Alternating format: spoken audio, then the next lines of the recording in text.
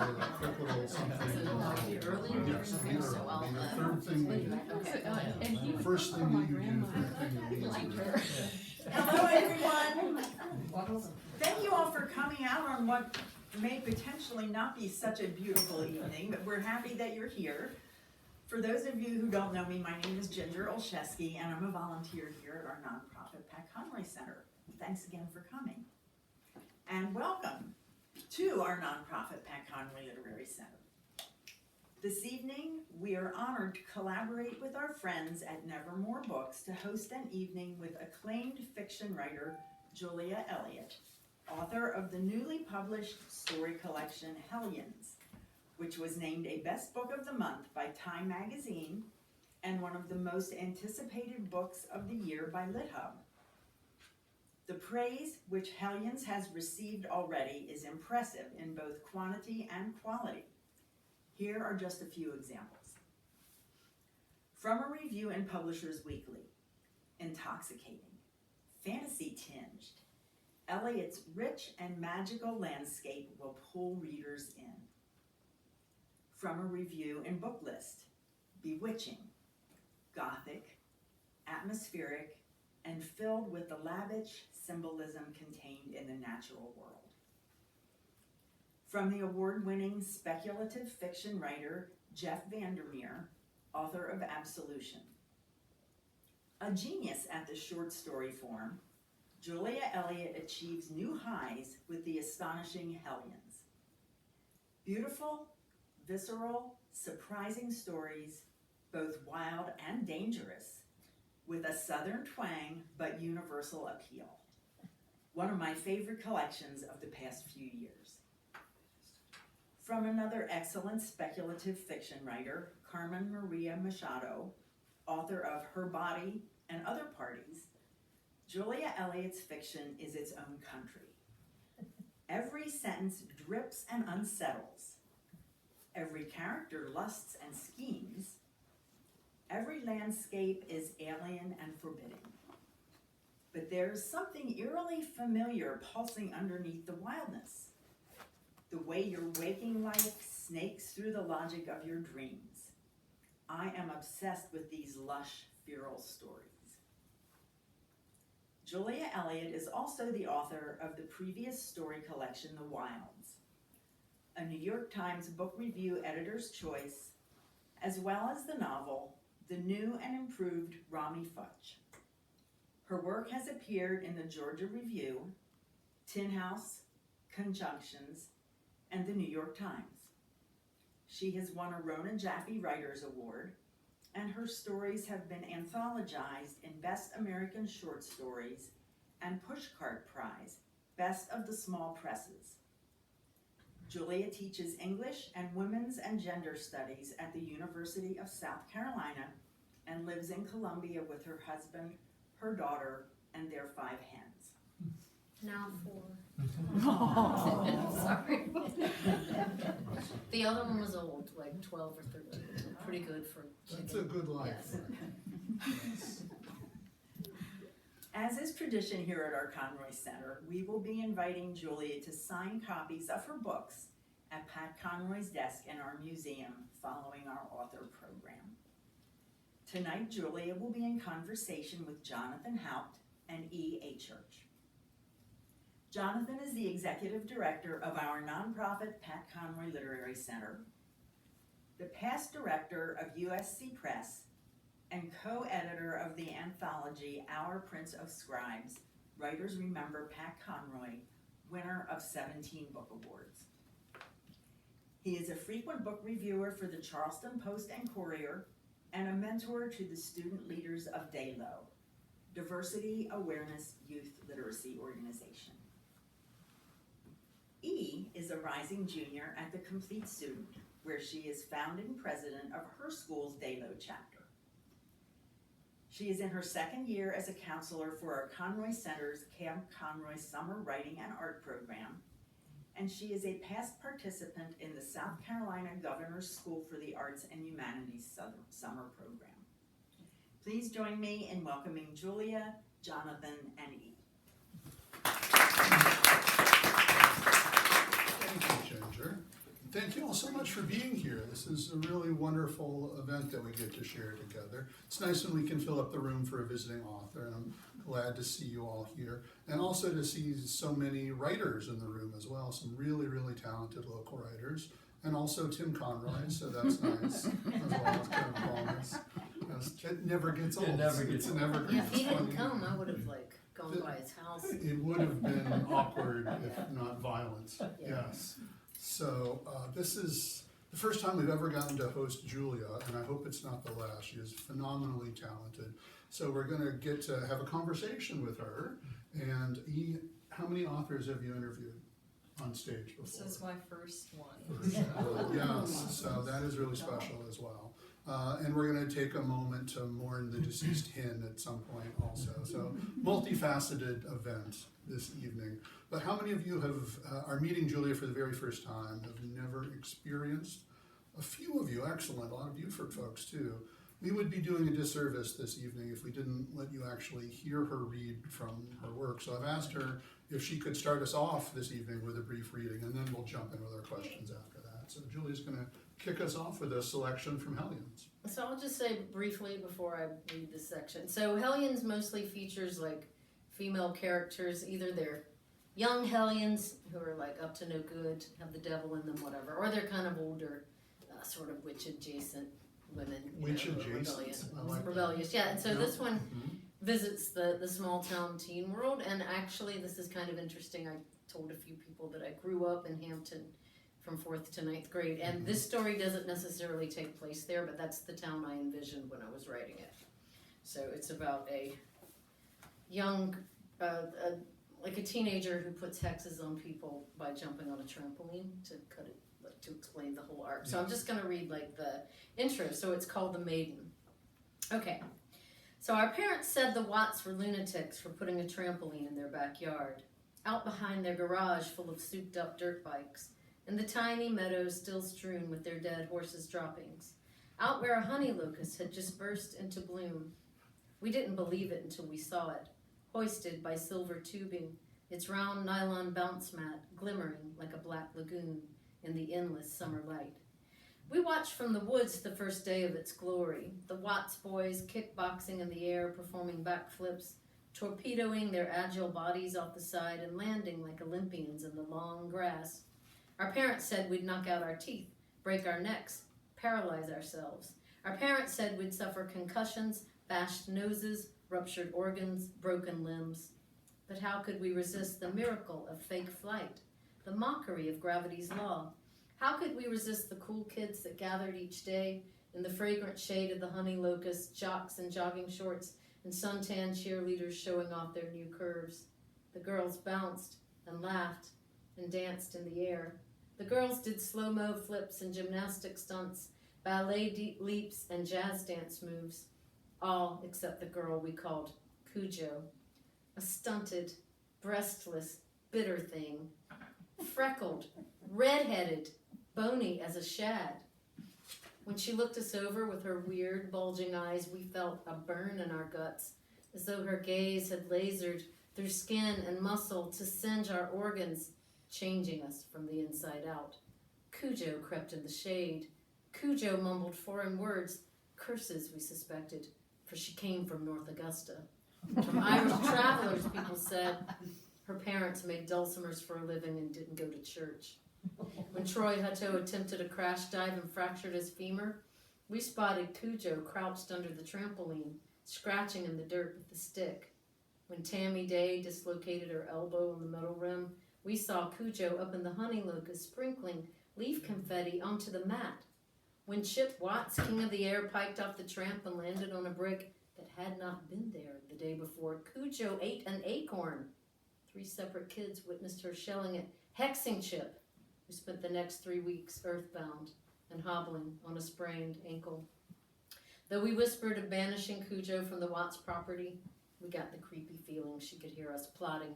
What if she went apeshit? Sorry, this has some obscenities in it. I should bleep them out. Telekinetic, tossing our helpless bodies around like dolls.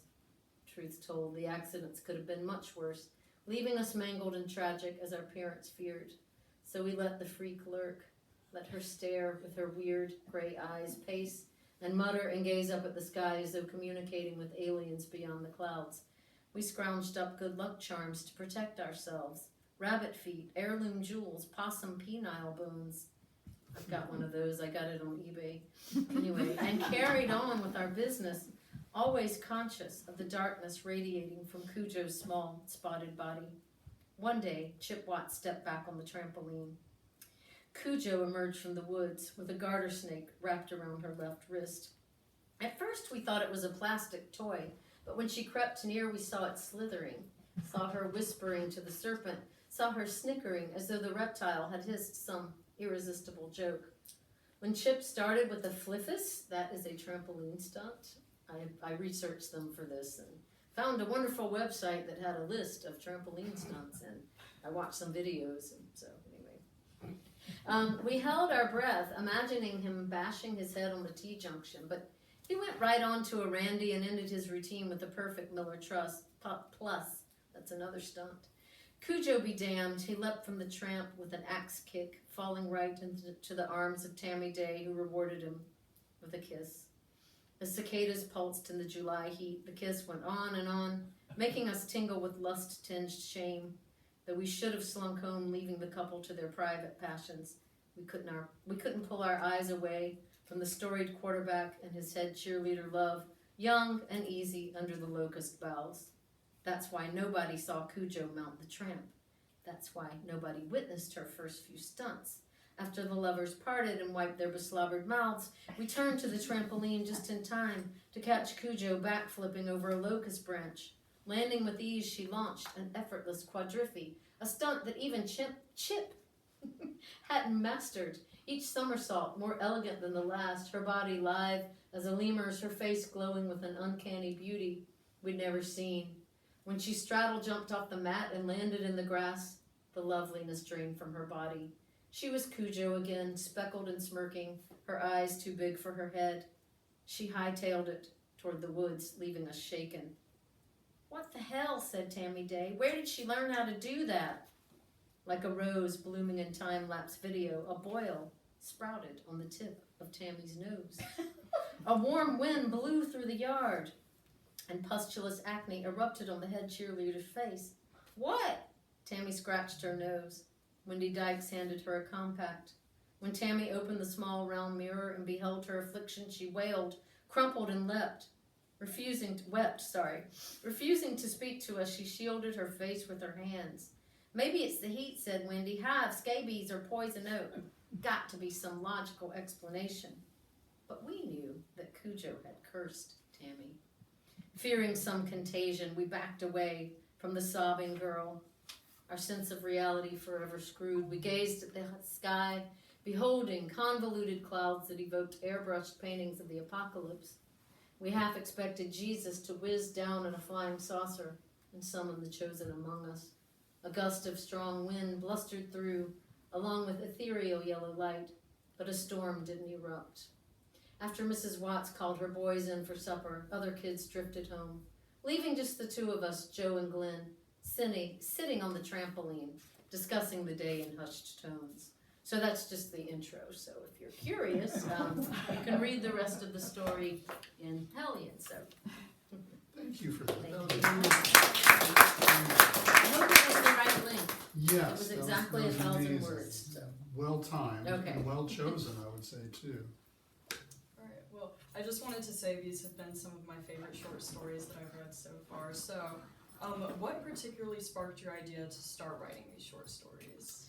Well, so I have been writing short stories forever and ever and ever. And so I have another collection, The Wilds, that came out in 2014. And so I've basically been writing and publishing stories since then. And so I even have a former collection that my agent tried to sell and she failed because it didn't cohere, you know.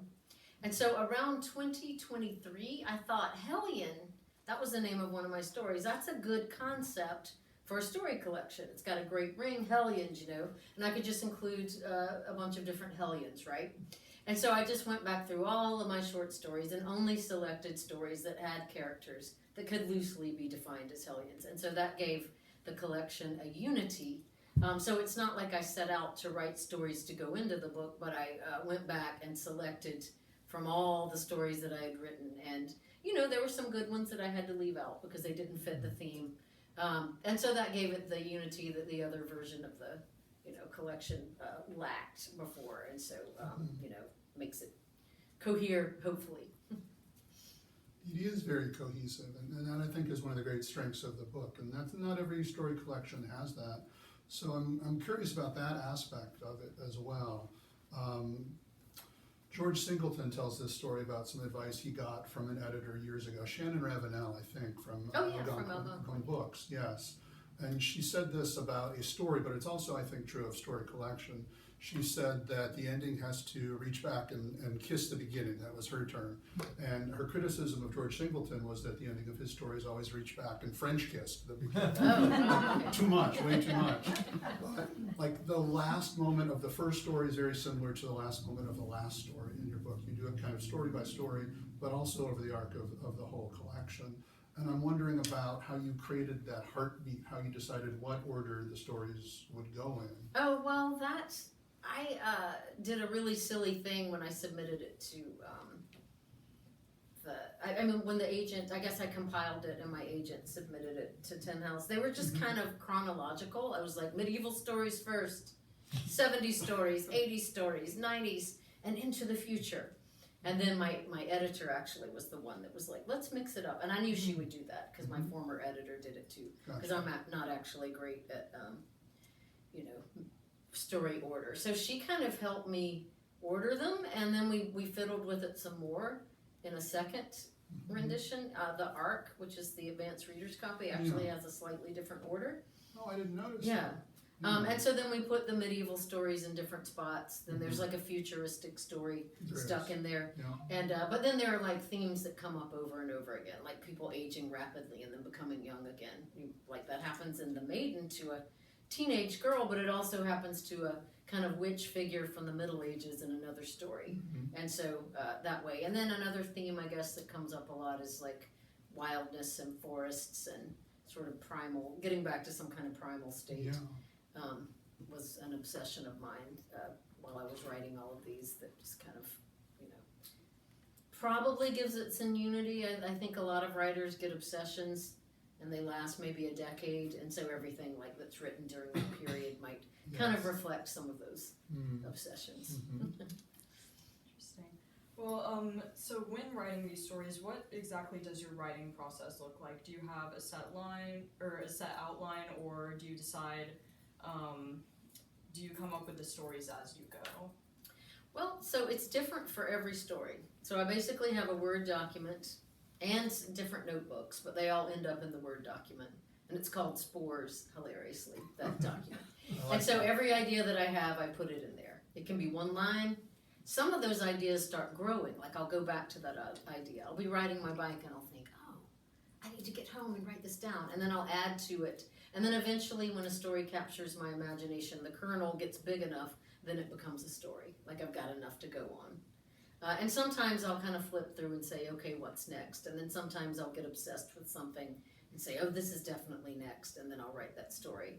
And so some of them will be, not necessarily plotted out, but just have a kind of core idea that kind of obsesses me enough that keeps me going. And others will have like a lot more to work with plot-wise, like that medieval scriptorium story that has like a medieval nun who works in a scriptorium, which is like where they write manuscripts over and over again by hand. They had those like in medieval monasteries and convents. And then she, basically she's like a mystic nun, which existed in the Middle Ages, like Marjorie Kemp. Yes. They would have visions and then write stuff about them, and it usually involved like Christ or the Virgin Mary or something. So that's based on that. And so I had a lot of stuff that I had read, medieval lit stuff that informed that. And when I was in grad school, I did medieval lit and Renaissance lit, weirdly enough. And so I had all this freakish stuff from that reading that I just kind of poured into that story. Stuff about scriptoria, about, nuns and monks, about visionary nuns, about convents, so all of that. And then other stories, like The Earl King is about a young woman who is seduced by a college professor, but it takes on a kind of mythological thing, like he's a shapeshifter and he turns into this stag-like thing. Yeah. And it's kind of a metaphor for the sorcery of like the seduction, and then she kind of gains her own agency or whatever. But that was kind of just based on like stories I heard from girls in my dorm in college. You know, there was one who was dating an art professor, and every night we'd sit out in the hall. You can remember this, Dawn. Not you specifically, but back when you'd be in Sim's dormitory or something, and the air would be fogged with cigarette smoke, right? They don't allow smoking anymore. See, this would shock you, right? It's just packed with smoke, and all the girls are smoking, and this one would be like, you know, the art professor, and she would tell us about the art professor she was dating, and it almost sounded like he was some like ancient Olympian god or something. I was cynical, you know, like really, you know, and then we would listen to the story, and so that kind of inspired that story. So it's all kinds of different inspirations, different levels of plot development before writing, and then I just kind of get a feel for it as I go, and then some of them come out pretty well the first try, others I have to revise heavily. It varies. The stories that you've mentioned so far, even the one you read from, even The Maiden, but the Earl King, Hellions, as you said, sort of as the prologue to the reading, most of the stories center on young girls or young women who are sort of these outsider characters, but they're on the cusp of discovering that the thing that makes them weird also makes them powerful. That make them weird. Right, and I love that so much about this book. That's why I wanted E to read it. That's why I invited her to do this conversation. That's kind of the moment that she's in right now as well. But I wonder about how you return to that kind of point of view over and over again. What does that mean to you to write those kinds of characters, You story mean after younger story? ones? Yeah, so I young do. female characters who are in this sort of mythical, magical moment in their childhood or the young adulthood, but there's also an element of danger and risk and mystery to it as well. So I've always been attracted to like adolescent characters and young teenagers, but then after I had a child and have a teenager, and sort of went through that, the uncanniness of it is like really apparent to me. You know, these transitions and just that whole thing. So, you know, I'm sort of reliving it now. And then I was a weirdo kid in Hampton, South Carolina, really stood out right. Very weird for Hampton. And so there's a little Cujo in me, you know, that's character sort of based on my experience. And I was pretty decent on the trampoline, but of course I could not do magical tricks, but I wish I could have. But then after going through my daughter's childhood, and she's like a weirdo too, you know, just sort of reliving it all, makes me return to that age with a renewed awareness. And there's a story in here, for example, about a 12-year-old who watches The Exorcist. And that actually happened to me. Like I was telling them earlier that the summer I turned 12, I watched The Exorcist. I read Flowers in the Attic, and I read Crime and Punishment. So it's like that was a big summer. I found Flowers in the Attic in my grandmother's laundry room, and I was like spending the week with her, hiding out by the fig tree reading it. But like that was one of those books that circulated through my school. But it was like a weird time, you know. And so like returning to that time, but then again, like since I have a child who is now 13, somehow I'm understanding it from a different angle. Thank you for that. Yeah. Well, I can kind of relate to being weird or a weirdo. So on the track of the weird, you write kind of otherworldly stories, whimsical, weird, and a little grotesque. What draws you to that kind of writing, and do you feel like it's your natural style? Yeah, I do. Like I do respect realism highly, but I just can't do it. You know, I have written a few. Like in the wilds, there are a few stories. The weird thing is, there's a story in the wilds called The Whipping, and it's kind of almost autobiographical. It's about a girl like getting a whipping one day, because you know that's pretty grotesque, right? And she tricks her parents by putting on like her brother's pamper, you know. But then she's like smoking cigarettes, and it's just a weird story. Yeah. But it's kind of basically like a realistic story that I kind of remember, like, but with this. And so then Jeff Vandermeer, who is a big speculative fiction writer, he and his wife Anne had this book called Best American Fantasy. It didn't work out, but it was supposed to be like Best American Short Stories or something. Mm-hmm.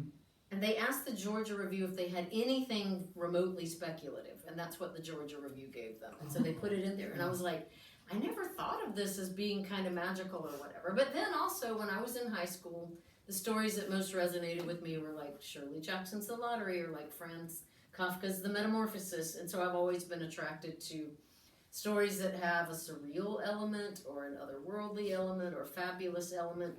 And then when I was in grad school, I read a lot of medieval and Renaissance literature, which is just, they make no distinction between the real and the fantasy, right? And then not only that, but even in the nonfiction. So my special area was Renaissance gynecology. And so I would read all these weird books that were like somewhere between tabloid and gynecology, you know, like I remember like just stories about all the different monsters that came from women's wombs, you know, and they would be presented side by side with so-called factual things, right? And one other book that I read was called The Leech Book, and it was like Anglo-Saxon medicine, basically. And so you would find a recipe for cough syrup on one page, and then on another you would find a spell to help you keep the devil out of your bed at night. So it's like, okay, this is a very weird blurring of like the real and the unreal, and it just kind of stuck with me. And then I have plenty of models as well, like, you know, you've got magic realism. Gabriel Garcia Marquez was a huge influence. And then whenever I became a little bit more interested in gender stuff, Angela Carter, who was a feminist who retold fairy tales in the 70s, she was a huge influence. Kafka was huge. And then in the 90s, a really interesting thing happened. The New Yorker used to publish a lot of kind of Iowa workshop realist stories, and then they they started publishing George Saunders. And he is a writer who just uses anything, zombies, ghosts, whatever. But it's still considered highly literary. It's in the New Yorker, you know. And then they started publishing Karen Russell as well, who wrote St. Lucy's Home for Girls Raised by Wolves, about a group of girls who were raised by werewolves, but the werewolf gene skips a generation, so they're actually human, so they have to be trained to be proper young ladies. So it's a really great metaphor for like gender construction, but it's a wild, wonderful, weird story, and it is totally fairy tale-like, but it's also was in the New Yorker, so it was like literary, you know. And so I guess that would be part of my journey as well. And The Wilds was also considered kind of like semi-speculative fairy tale, genre bending, whatever. But that's really where I'm most at home. But I really respect writers like Barbara Kingsolver, you know, Demon Copperhead. I was blown away by that. But I could never write a book like that, and I know that, so I'm not even going to try. I just stick with these weird tales, you know. That's what I'm good at. So that's a very interesting journey to building what you would call your freakish imagination. Yeah. So Is it me? yes. No, I have to look at my emotional support clipboard, see where I'm at. Yes. It is. I'm interested about the idea of southernness and rural southernness, because you've listed all of these influences that include the medieval and there's futuristic aspects in this collection of short stories as well. But the ones in which place it seems to be a character, not just important, not just a setting, but truly a character, are almost always southern. They're stories like The Maiden that you read from, or sort of fictional version of Hampton County, and Hellions is like that as well. So I'm wondering, do you identify as being a southern writer? Yes. And if so, what does that mean to you? yeah, but then I also, you know, write things that aren't necessarily southern. So Yes. I feel like you should have the freedom. Mm-hmm. Like Eudora Welty, actually, someone said, all you do is the same kind of southern stuff. Can you do anything else? And she wrote a retelling of the Odyssey through Circe's point of view way before that novel came out. Mm-hmm. And so it's like, you know, yes, I am very southern. I love Southern Gothic. I identify with it. But at the same time, if I want to write a weird story about a medieval nun, nothing's going to stop me. I'm going to do that too. And if somehow goes in the collection, I don't know how, but it does. But so the main thing that really inspires me about the South, I do have some favorite Southern writers. Like I love Cormac McCarthy, and I love, did I say that right? Carson McCullers. Sorry. I always get them mixed up. Sorry, Carson McCullers. Yes. So that was hilarious. You need to edit that We'll out. edit that But Ballad of the Valerie Sad knows how to do that. Ballad of the Sad Cafe is a really weird Southern Gothic tale, but it is also completely surreal and strange. Yes. It is weird. Mm-hmm. And so I feel like she's tapping into some strangeness about the South. I love Barry Hannah. Flannery O'Connor. And I do like Flannery O'Connor very much, but not as much as Carson McCullers, if that makes any sense. It does. Because Flannery O'Connor is a little bit more of a cutthroat, grotesque realist, if that makes any sense. And I'm definitely more into the, and even like Poe was influenced by the South, in some of the Gothic elements. Yep. But so the main thing about the South that influences me is more like an ecological thing, if that makes any sense. So I call it the Southern Gothic ecology, and I get really pretentious and I talk about the psychedelic summers of the South. And it's like, by that I don't mean that I'm taking drugs. What I mean is that I'm just so immersed in the climate that I feel almost delirious in the summer. The cicadas are shrieking, the frogs are throbbing, the air is humid, the forest is weird. And so all of that was really intense for me when I was a child. I spent a lot of time outside. It's a famous thing, like Gen X kids, like they're just forced outside, You just stay outside. And so I grew up actually in a town called 96, South Carolina, which is even tinier than Hampton. My dad was the principal of 96 Elementary. So that's why I moved around a bit in the South, because he was a principal. And so there we had this ranch-style house at the end of a road that was becoming a little subdivision type thing, but there was no subdivision. So it was nothing but woods. And I would just roam the woods. My mom had no idea where we were. Like, there were some kids down the street who had an underground fort that was like a labyrinth that went on and on. And, we were under the ground. And then they also had a tree house that was so high up in the tree that you would die if you fell from it. But I was up there too, doing all this stuff, driving go-karts, mini bikes, climbing trees, all that stuff. And that's part of this kind of mythical Southern Gothic summer feeling that I wish to evoke, that was kind of uncanny and magical and strange. But it does have a lot to do with the ecology. And I even joke that maybe I have a weird brain parasite from the swamp. It's altered my brain chemistry. It helps me imagine these strange things, right? Because I did actually, on Edisto Island, I had a friend from Hampton. They all had beach houses. My family did not, but all my friends did. And so I would just go to the beach with them, tag along. We went swimming in a golf course pond to retrieve golf balls, and we were going to sell them or something. This was a very enterprising family. They were always doing things. So I know I picked something up from that filthy, weird, stagnant golf course lagoon on Edisto Island. So that's probably what's wrong with me. Very real. Yeah. So, and can you imagine, if my child went anywhere near a golf course pond, I would be. You would. I do let her play in creeks, though, unsupervised, just so she can get a bit of that Gen X magic, that feral childhood. Feral childhoods matter. Yeah. They do. Truly. Well, I know you've already talked a little bit about this, but I noticed jumps in different time periods throughout your book. One story set in a medieval convent, another in a futuristic world. So, what made you really want to play with the idea of time periods, and did it add difficulty to your writing process? And what is your favorite time period to kind of write about? So I guess the one that most resonates with me would be just kind of either something that's connected to my childhood or something present. But really, for some reason, the childhood stories have more psychological power. So it's something from my youth, I guess. But then at the same time, so I actually did have an idea for a short story collection that didn't work out. This proves that planning things is maybe not such a great idea. And I was like, I'm going to write short stories from every period, different periods. It's going to be a medieval one, then we're going to have a Renaissance one, then we're going to work up through the Victorian period, and it's just, and then all the way up to the future, and then a futuristic sci-fi story. And so it didn't work out, but I actually do have a Victorian story in a book that Jonathan edited, The Found in You. Oh, yes, that's right. And so that was actually kind of part of that concept. Yeah. But it didn't really go with this collection because it's not really wild. It's not a Hellions story. Yeah, it's not a Hellion story, even though the characters are kind of Hellions. it's a little bit more staid or whatever. So I had this idea, and so, but then at the same time, I'm obsessed with the medieval era because I read so much weird fiction from that era.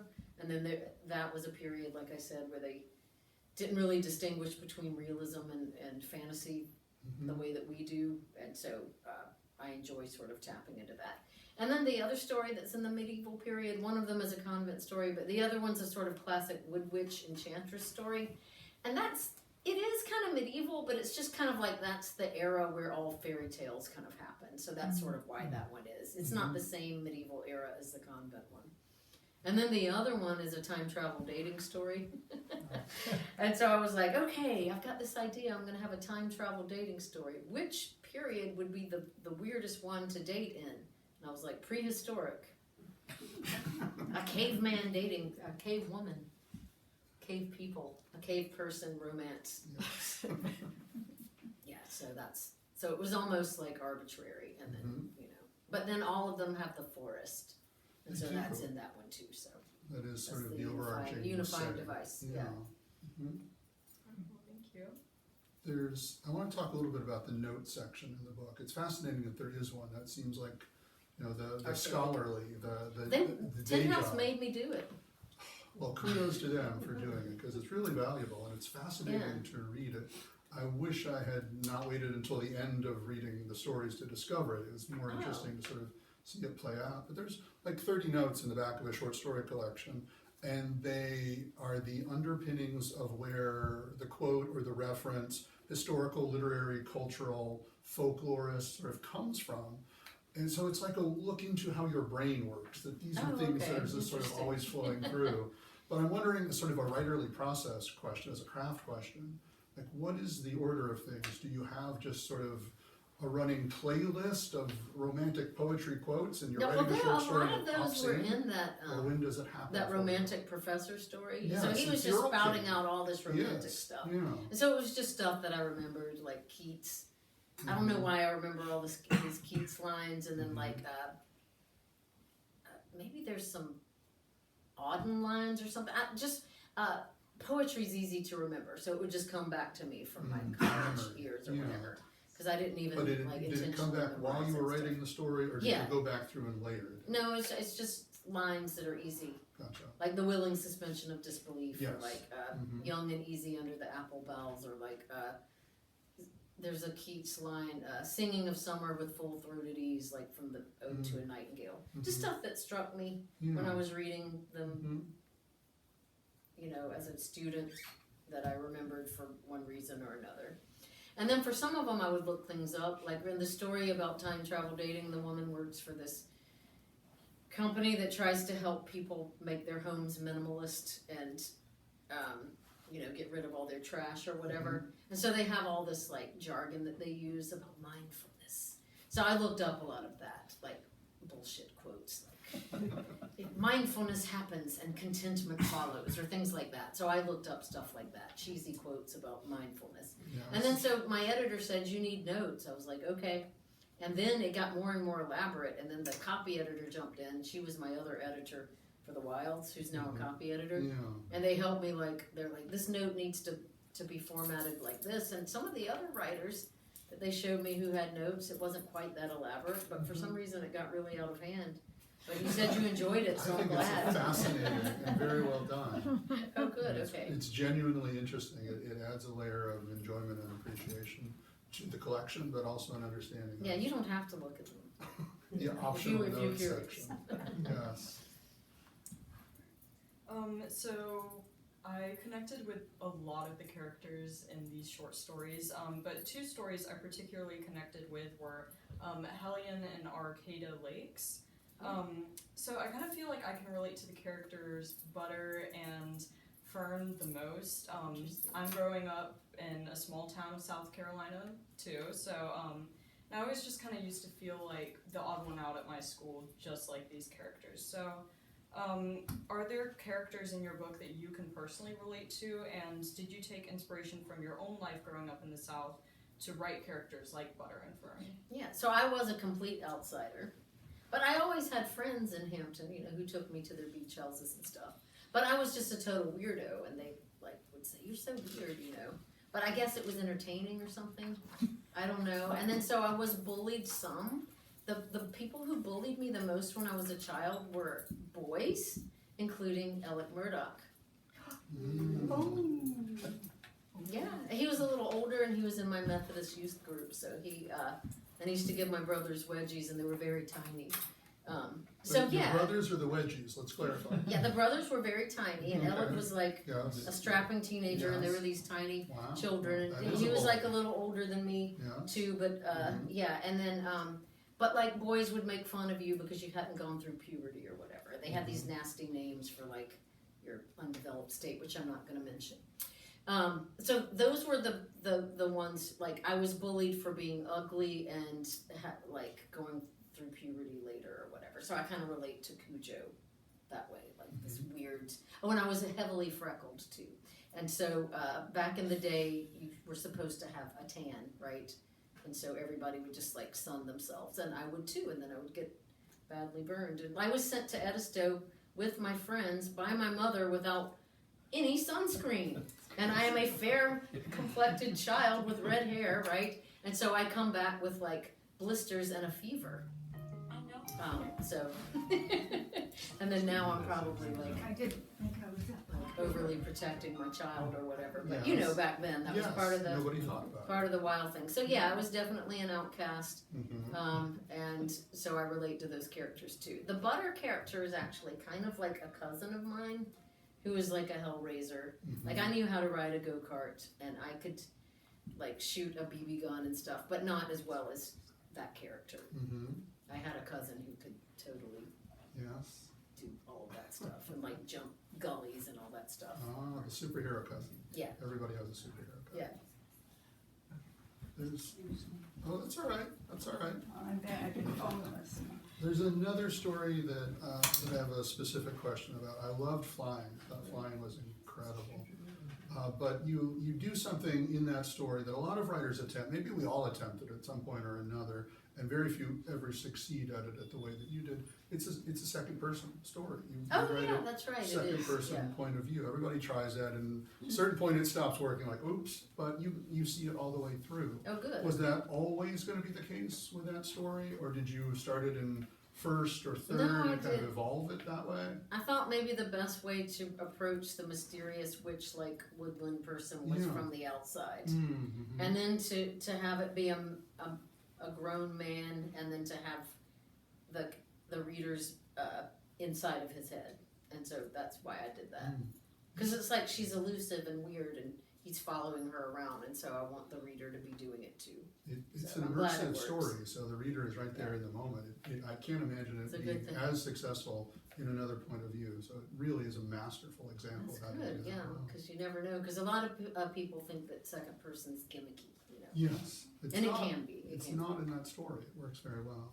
I have a follow-up question, but it's not for you. It's for E. Are you wearing feather earrings because of that I story? am. Yes, I am. My feather earrings, and then I have That's a beautiful. little winged clip for Yes. the maiden, which you'll find out if you read the story what happens. There's a bit of a transformation, but Very nice. parts of my outfits are kind of based off of parts in the stories as well. so. She's wearing That's the book. amazing. There you go. Yes. Uh-huh. And you have a picture of us that you're going to send me so I can have We that will document. on record. Yeah, Yes. that Uh-huh. this outfit was based on.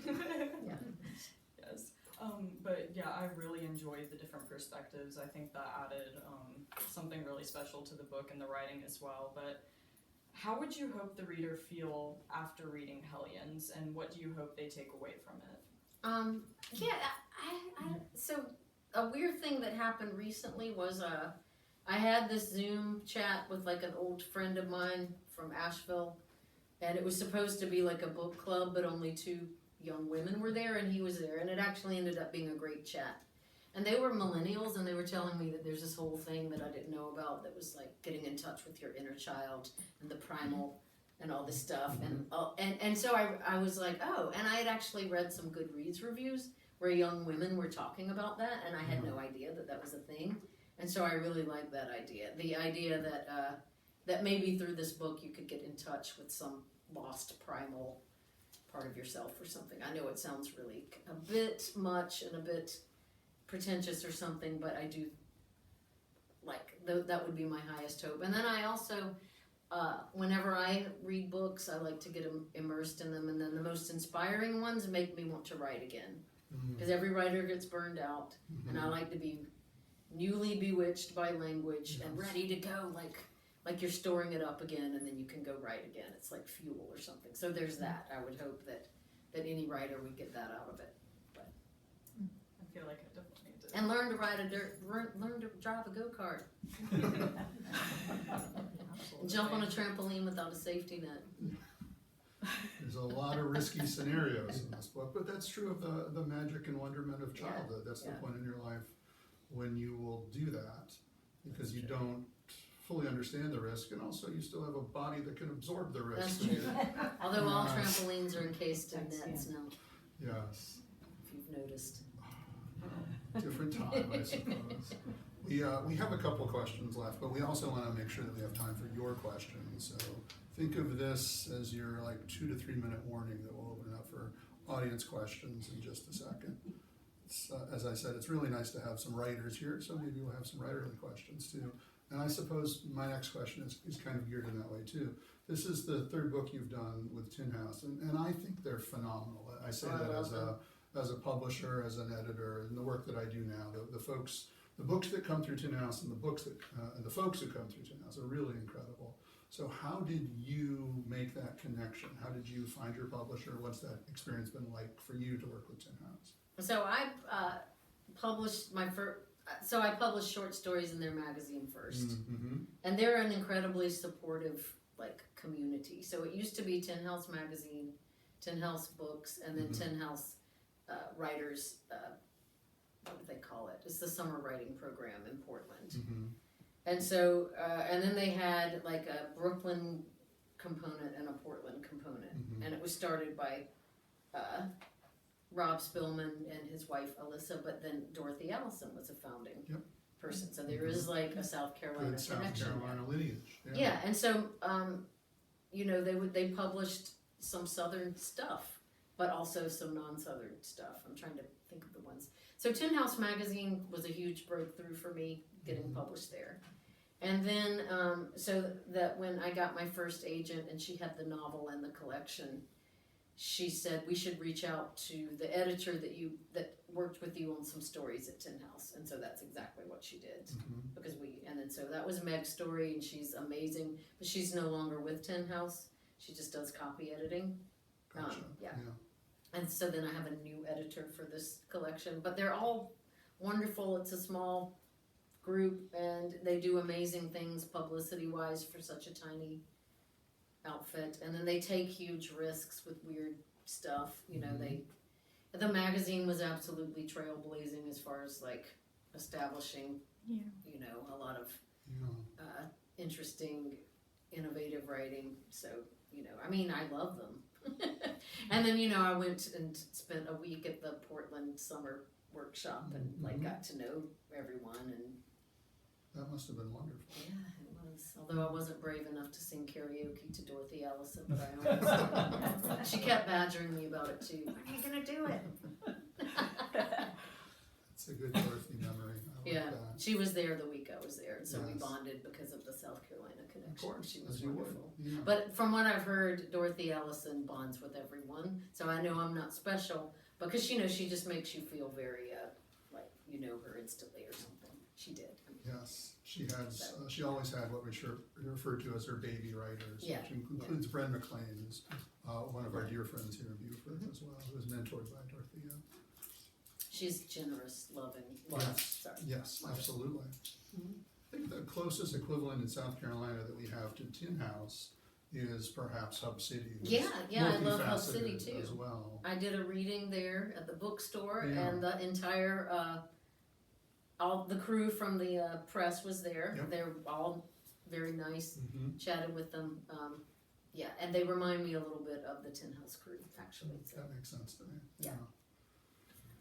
Do you have another question you want to ask? I do not right now. Should we move on to the audience? We could absolutely do that, yes. A good segue. It's like you've done this before. Does anybody in the audience have a question for Julia they would love to ask? Valerie? Well, it's just so interesting to hear you talk about Tin House, which I still mourn. I know. But what other literary magazines do you keep up with? Which ones, do you think are doing the most interesting work? Well, so I've always loved Conjunctions, which has been around since the 80s. It's kind of in jeopardy now. So they published some of my first stories, and I've been friends with Brad ever since, in person a little bit if I make it to New York, but mostly like via email and stuff. And he's a wonderful person who basically started Conjunctions in 1981 and has published like so many weirdo writers, And then I love the Georgia Review, its former version, and the one with Stephen Corey and Lindbergh, like going all the way back. And so I first published with Stephen Corey when he was there, and then now they have a new editor and an entire new team, and it's sort of a different branding, I guess you'd say. But they're still awesome, and so I published All the Other Demons, which is in here, was at the Georgia Review. So I definitely those are some of my favorites. And then some of the speculative magazines, like I Reactor magazine, which is like the rebranded Tour,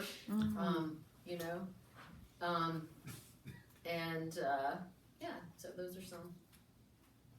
All good suggestions. Yeah, it's a good question, Valerie. Thank you. Appreciate that. Yes, Catherine. I have no idea if this is a good question or not, but you keep referring to weirdo Yeah. as a genre, as you Oh, about yourself. What do you mean by that? Yeah, so we had always used that, my husband and I'm actually married to the man that I dated in my late college, toward the end of college, so isn't that weird? And so we called ourselves weirdos back then, and we were in a band together. And we actually distinguished between hipsters and weirdos, like we are weirdos, And so we were in this band in Columbia that played at Rockefeller's called Spigot, and we kind of branded ourselves weirdos. But it turns out that Jeff Vandermeer, who is another mentor of mine, friend also, who writes this strange kind of literary speculative fiction, he coined this term, the new weird, to refer to a specific brand of writing that kind of he's associated with, and maybe writers like Kelly Link, who's kind of in between genres or whatever. And so I feel like the new weird. But then weird also has a really great connotation, because do you remember the Weird Sisters from Macbeth? Yes. So they're like witches, right? Right. But weird actually means something like fate, or something very strange that is almost magical. And so if you go all the way back, it's a Old English word, I think. Weird. It's Germanic. It's haunting. It's strange. So if you go back to that, it even has more resonance. It's much deeper. Yeah, it's much Go deeper. back there. So it's associated with like fortune telling and sorcery and It's been both, historically it means both odd and powerful. odd and Those things powerful. are interwoven. Good. Thank you Yes. for the etymology. Yeah. I researched it too as a weird kid. As a weird kid, Yes, you want to know your lineage. yeah. It's true. Yes. I am weird. And it almost sounds like, something that, yeah. Oh, yes. Was there, Thank you. sorry, I think Jim had a question first. That's fine. Do you find yourself to be a disciplined, in other words, because you have a job too. Mhm. So are you a disciplined writer, or are you I have this idea, I don't have time now because I'm teaching, but now you write your notes, right? Then you go back and you do a couple of weeks of writing, or do you write every day? Well, Do I you sit try. down every day? I write on the days that I can, so, and basically, so I always write in the morning. I reserve the morning. My necklace malfunctioned.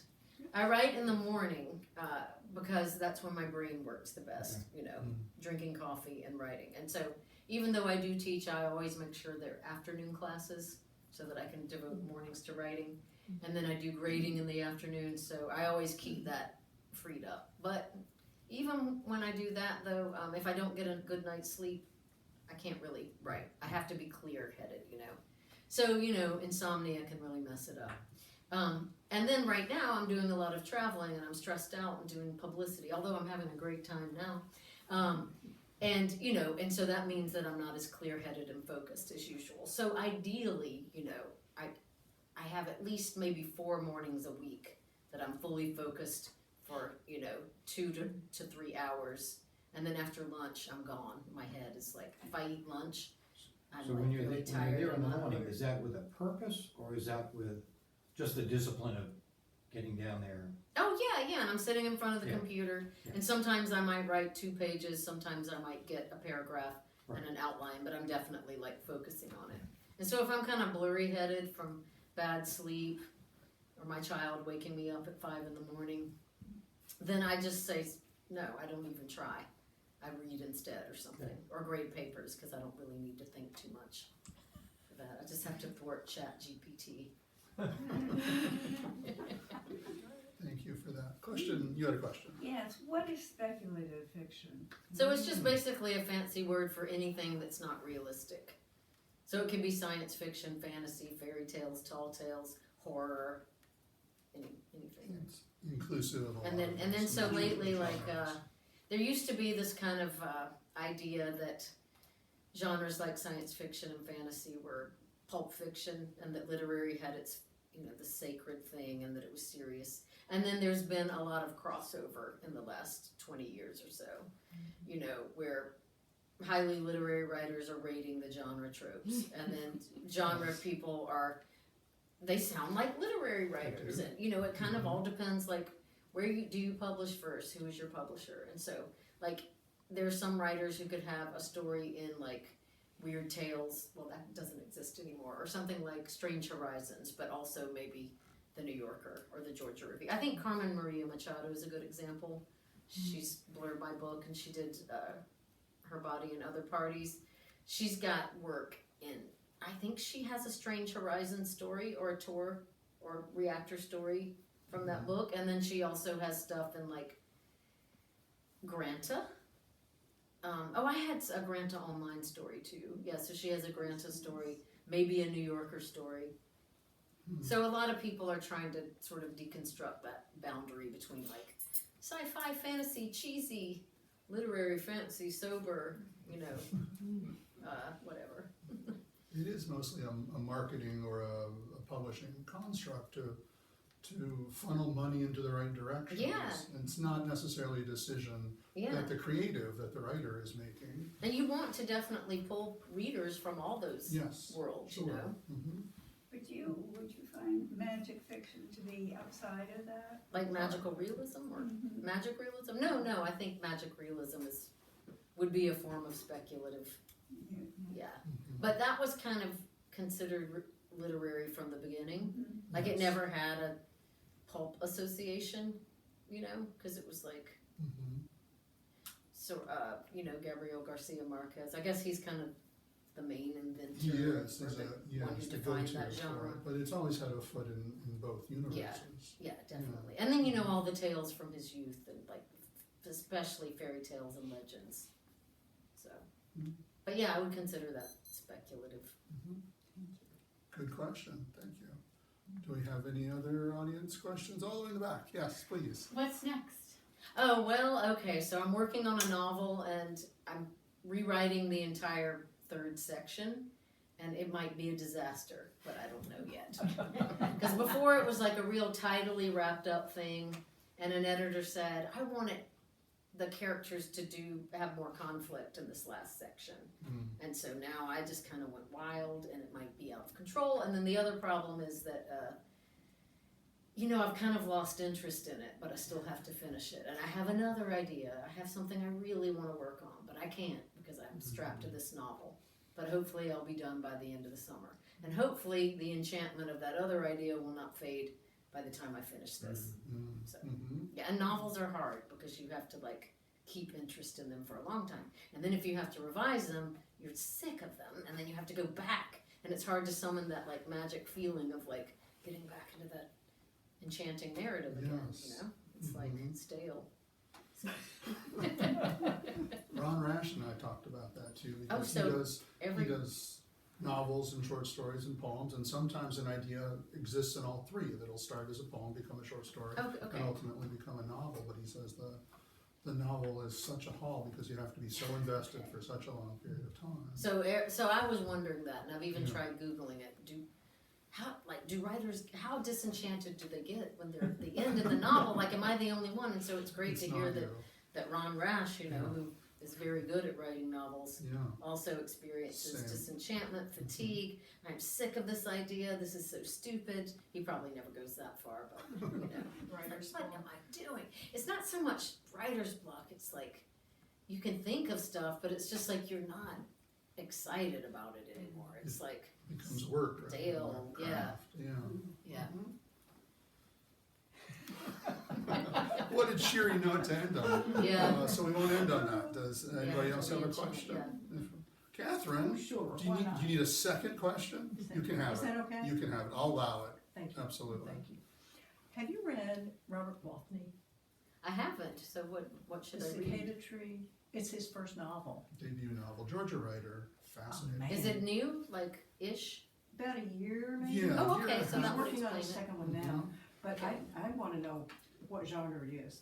Oh. Because I read it and I cannot figure it out. What? It is Can you- Hellions-esque. So Oh, it is, that's okay. a great recommendation. Is it? That is. Yes. So I definitely, and it's great to know that someone else is, that more Southern writers are playing around with Oh, gosh. genre yeah. like that. So I definitely need to read this Cicada Tree. Yeah, I think someone else might have recommended it.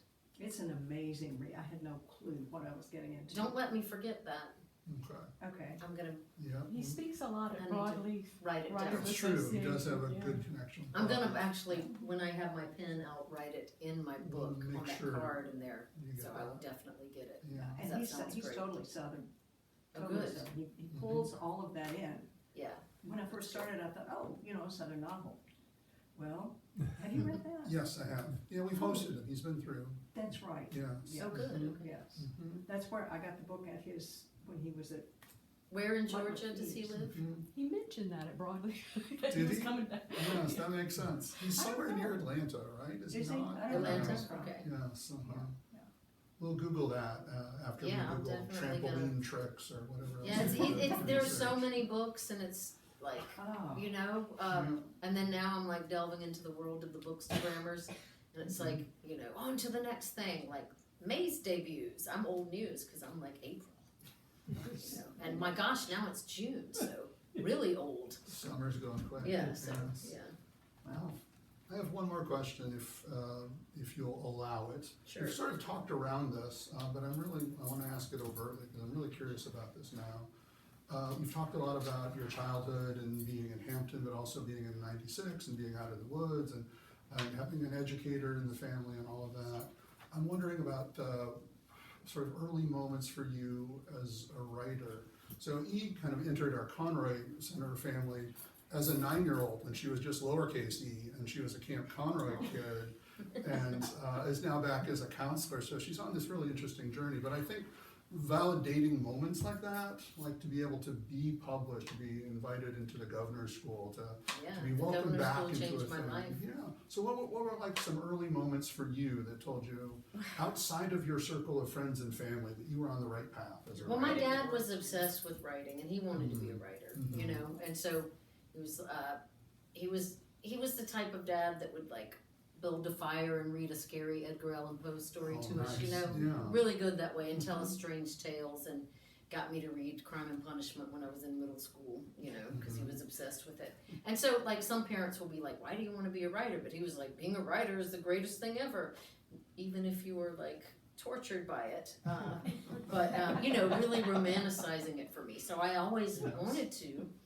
And then I started writing poetry in high school, and I had this amazing poetry teacher named Idella Body who wrote YA fiction. I don't know, you might have heard of her. She was from Aiken, I do know that name. and she like really encouraged my poetry, and so I just like, went wild with it and wrote Yeah. these really melodramatic poems in high school. And then I went to the governor's school, and back then there was no residential program, so it was at Furman, and it changed my life. It absolutely changed my life. I had the confidence to like come back and I didn't shift to short stories until college, but that was a big That's move, a so. good- that's Yeah. a lot of validation. And I had some good teachers in college, including James Dickey. No. He would let undergrads sit in on his class, and I took it over and over and over. So I have some wild James Dickey stories, as every student probably who had him. Which we can't tell while we're still recording. Yeah, oh, that's right. Yeah, yeah. I loved James Dickey. He wrote me a recommendation for grad school, so Oh, very it nice. probably Yes, helped. I'll show you some more Dickey memorabilia when we're up front too. Oh, 'Cause that good, yeah. Conroy connection's interesting. And that, I think, is a nice note to end on. Do you have another question? Anything else? Anything unanswered? Well, do you have a book recommendation to recommend to us? Let's see. Oh, let me think. Well, the last thing I read, I mean, it's just like the last thing that I read was like this book called Stag Dance that has this very amazing, it's a novel in 4 stories. Mm-hmm. And it's about like a lumber crew, and they're like turn of the century, and they're out, and they're rogue. It's a rogue lumber crew, and they have this thing, a stag dance, and to it, they tell the men that like at the dance you can be a woman, and then they like pin a triangle to their, and then they're like a woman, and so all these like very weird and interesting things happen. And what's interesting about it is exploring all that gender stuff, which is quite trendy these days. But at the same time, it's in that world of like Paul Bunyan. And one of the characters is named Babe Bunyan, like Babe the Big Blue Ox. And he's this big man, you know? And so it's like got all this manly lumber stuff, but then it's like exploring like gender, and it is completely original. It wasn't what I expected at all. It was kind of mind-blowing. And it also evokes the language of like the turn of the century, I guess, like all the jargon that was used, maybe like from 1900 to 1920 or something. Mm-hmm. And so it really evokes that world, and then that kind of mythical America, the whole lumberjack thing. So it really surprised me. The Stag Dance, that's the title. Yeah, that's the title. All right. Alright, well thank you for the recommendation, and thank you for talking to us. Yeah, well, thank you so much for coming and listening to me go on. It's the hour has gone very quickly. And if anybody wants me to sign a book, I've been told that I get to sit at that fancy desk. That is that our, Pat indeed our Conroy's next desk is move, so. Really excited. And he said you can sign at the desk, but I thought he said the desk, because you know how some bookstores give you to sign the wall? I'm like, I'm gonna write on Pat Conroy's desk. It can't be. I was about to whip out a Sharpie. I don't think. That would have been Yeah, fun. that would have been. Yeah. That's the Hellion Didn't in do you. that. Yeah. I'm not going to. I'm gonna behave. Urge I toward won't- vandalism. I won't spill any water at the desk. Yes. So we're all gonna go supervise Julia at Pat Yeah, Conroy's supervise me desk. at the desk. But also sell and sign some books. Thank you all so much for joining. Thank That you was so great. much. Really appreciate it. Yeah, that was amazing, and I really want a picture of the